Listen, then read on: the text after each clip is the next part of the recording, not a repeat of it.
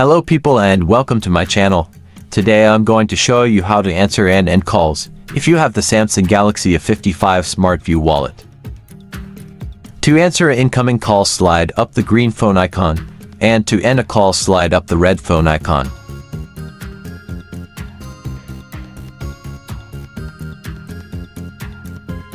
This way of answering and ending calls can be quite difficult. You need both hands. Now I show you another way you can quickly answer and end calls. Press the volume up button to answer, and to end a call press the side button.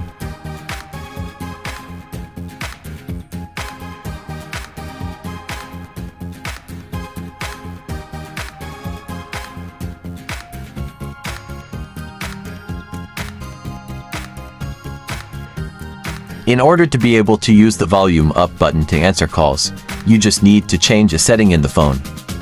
Tap on the phone icon, then tap on three dots. Now tap on settings, then tap on answering and ending calls.